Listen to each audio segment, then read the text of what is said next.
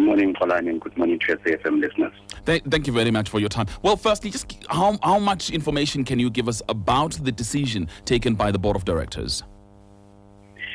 We may not be in a position to provide an elaborate explanation regarding the decision that has been taken by the Board of Directors of South African Airways for the simple reason that given that his decision is that Mr. Kona has been placed on precautionary suspension, that particular process has to be understood in the context of a due process, as the statement indicates that the board has taken note of certain recent developments on the basis of which it has a fiduciary duty to investigate.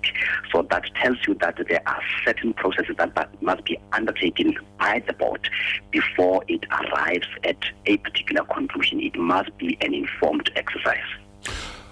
The statement says this is based on certain allegations that have come to the attention of the board, in respect of which the board has a fiduciary duty, as you say, to investigate. I just wonder, though, are these allegations relating to his tenure since October last year, or in 2006, or before 2006 when he was at SAA?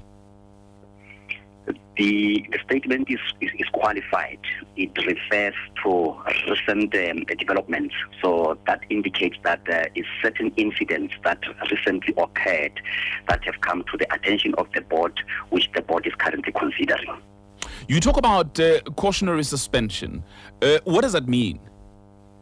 It is suspension. But why is it precautionary? What differentiates precautionary from any other suspension? Suspension is suspension. The fact that we chose to say precautionary was based on certain matters that we considered when we took a decision to put him on that kind of suspension. Legally speaking, suspension is suspension.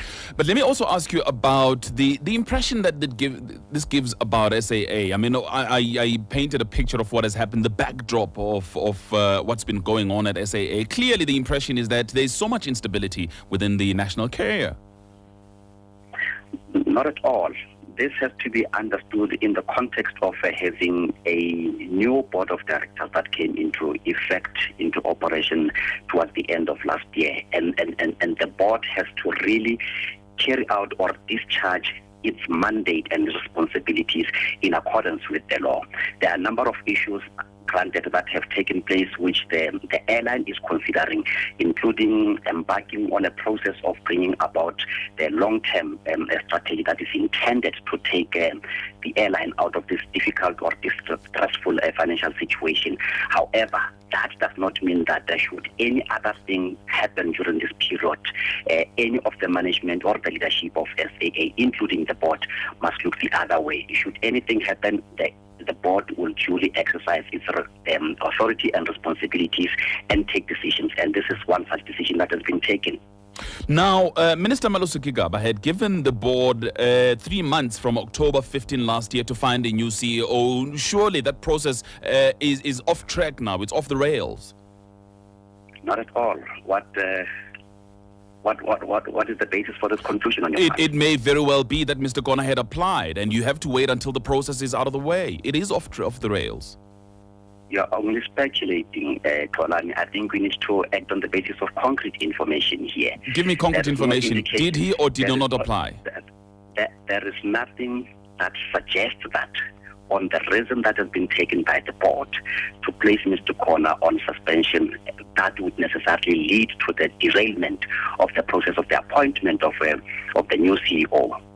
You and I do not even know, except Mr. Kona, the fact that he has handed over his CV as a candidate to be considered for appointment. That is not known to us. So you cannot conclusively place on record information that the process of appointment of the CEO has been derailed.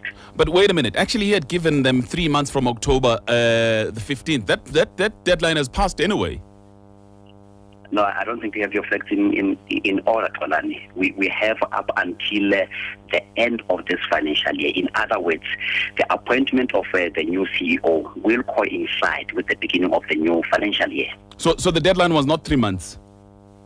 The deadline was not 3 months in respect of the appointment of the new CEO. That's what I thought it was, but anyway, I may be wrong. I stand corrected there. SAA spokesperson Hlari Hlari, thank you for your time this morning. Thanks.